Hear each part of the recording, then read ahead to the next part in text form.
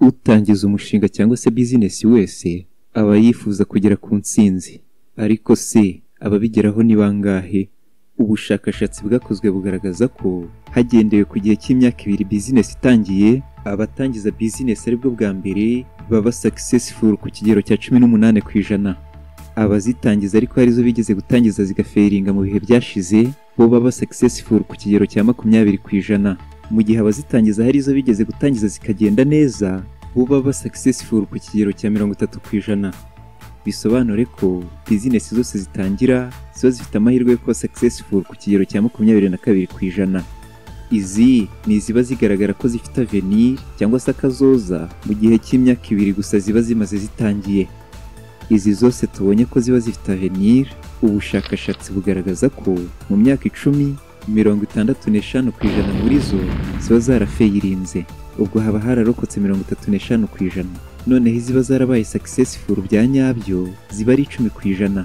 Ubwo dufatiye kuri ya mibare twatangiranye y'abatangije bizinesi bose hamwe, ababasha gusiriviva mu gihe cy'imyaka 10 ni 8%, mu gihe ababa successful bya nyabyo ari 2.2%. Twizere ko mwihanganiye imibare miremire kuko yari ngombwa. Ese gutangiza bizinesi ikaba successful ko bigaragara ko bigoye cyane byaba biterwa n'iki? Ahanini biterwa na strategy mbi cyangwa se zitari zo ba nyiri bizinesi baba barakoresheje. Ese uzi ko gutangiza bizinesi ari nko gutangiza urugamba rukomeye kandi ari wowe muyobozi mukuru w'ingabo cyangwa se twakwita general? Kugira ngo byumve neza, reka turebere hamwe ibi bintu bikurikira. Ese strategy uzi icyo ari cyo? Strategy ni ijambo ry'icyongereza cyangwa se ry'igifaransa rikomoka ku rurimi rw'ikigereki ari ryo strategos, bisobanura general cyangwa se umuyobozi w'ingabo. Nk'ibisanzwe umukuru w'ingabo cyangwa se general niwe upanga urugamba agatanga n'amabwiriza ku ngabo ze, ahanini yibanda kuri tekinike n'udushya yize cyangwa se yihimbiye ubwe kandi yizeho neza, agendeye ku mbaraga n'intege nke z'uwo bahanganye, kandi byose akabikora agamije gutsinda kandi adatakaje byinshi. Ese waba uzi impamvu ijambo strategy rigaruka no muri business? Mu myaka myinshi cyane yatambutse, ubucuruzi butaratera imbere, guhererekanya ibintu byari ibintu bisanzwe, nta n'imibare myinshi byasabaga. Gusa uko iterambere ryagiye rizamuka, ni nako n'ubucuruzi bwagiye buhindura isura, kugeza aho bwabaye ikintu gikomeye ndetse na cyane, aho muri iyi minsi nyiri ukubutangiza aba akwiye kuba afite imitekerereze iri ku rwego rujya gusatira urw'abajenerali.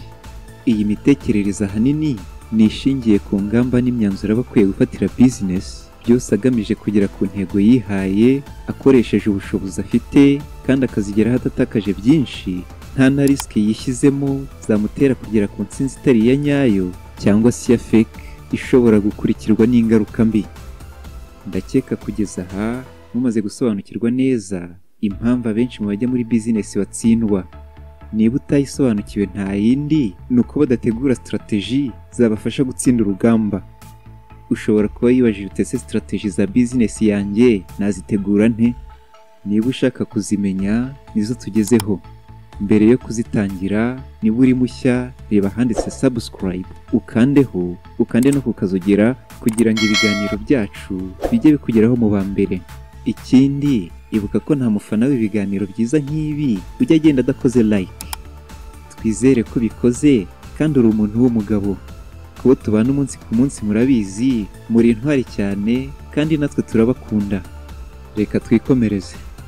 Niba ufite business cyangwa se ukaba uteganya kuzayigira mu minsi iri imbere, dore tekinike wakoresha kugira ngo ukore business strategic plan nziza.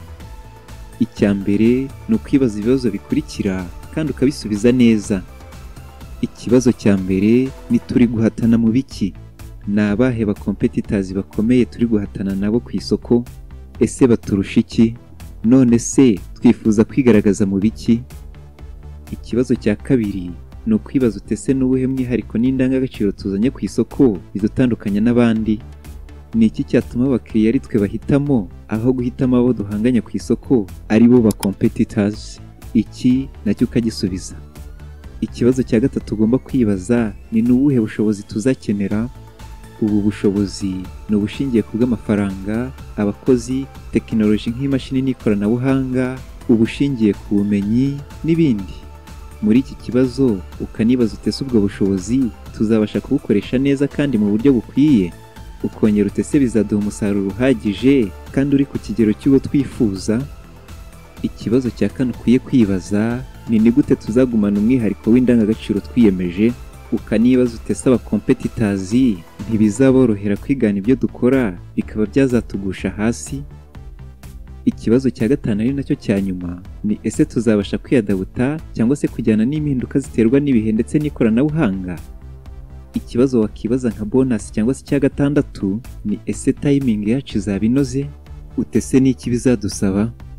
Ibi bibazo byose uko ari bitandatu tuvuze, iyo ubashije kubisubiza neza uba uri nko kuri 80% bya business strategic plan yawe. Ikiba gisigaye ni ukubikosora no kubihijyana. Nyuma y'ibi bibazo, ikintu cya kabiri ukwiye kumenya ni ukumenya gutandukanya strategy ndetse na tactics. Ku batazi kubitandukanya, strategy ni action plan cyangwa se plan d'action mu gifaransa. Mu kinyarwanda twabyita nk'uburyo bugena injyana n'uruhererekane rw'ibikorwa hanibandwa ku ngamba zizabigenga, mu gihe tactics ari ibikorwa bito bito bigize strategy. Urugero, ushobora gusanga kugira ngo ikigo cyawe kizamure urwego bisaba ko ufata strategy zo guhindura brand. Muri icyo gihe tactics uzakoresha ni ukwamamaza brand nshya.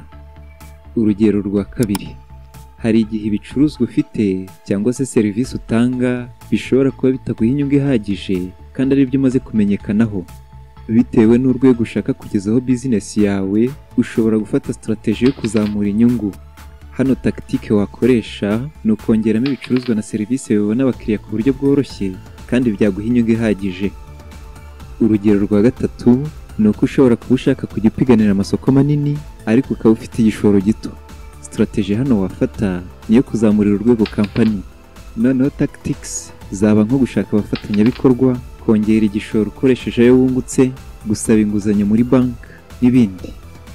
Ingero hano twatanga ni nyinshi ariko izi nizo z'ingenzi. Niba ushaka guha icyerekezo cyiza business yawe, ni byiza gusobanukirwa no gushyira mu ngiro ibi tuvuze, wibaza unasubiza neza bya bibazo twavuze mu ngingo ya mbere, mbese ushyiraho ingamba zigenga business yawe ndetse unategure tactics zizagufasha gushyira mu bikorwa strategy wihaye. Kandi ibuka ko ibi ari ibikorwa uba ugomba gukora kenshi, byibuze inshuro imwe mu mwaka, kuko yenda mu mikorere hari igishobora kuba cyarahindutse. Kandi nk'uko twabibonye, umujenerali mwiza ku rugamba ni umenya kumanaginga neza igihe, ubushobozi bw'abantu n'ubw'ibikoresho, akagira timing nziza kandi akamenya kujyanisha n'ibihe n'aho urugamba rugeze.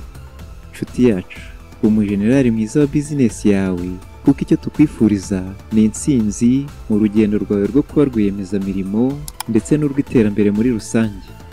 Twizere ko ibi turebeye hamwe hari icyo bikunguye. Niba gihari kitubwire hasi muri comments. Niba kandi hari inyunganizi ufite nayo yidusangize hasi muri comments. Niba uri mushya, tugufite ibiganiro byinshi kandi byiza byagufasha mu buzima, akaba ariyo mpamvu tugusabye gukora subscribe, ugakanda no kukazogera kugira ngo ibiganiro byacu bizajye bikugeraho mu ba mbere. Niba iki kiganiro cyakuryoheye, ukande kuri like, kandi niba hari n'uwo cyafasha ukimusangiza ukora share. Niba ibiganiro dusize kuri end screen byakuryohera kandi byagufasha. Ibiganiro byacu byo nakagaruka naho ubutaha. Imana ibarinde. Turabakunda.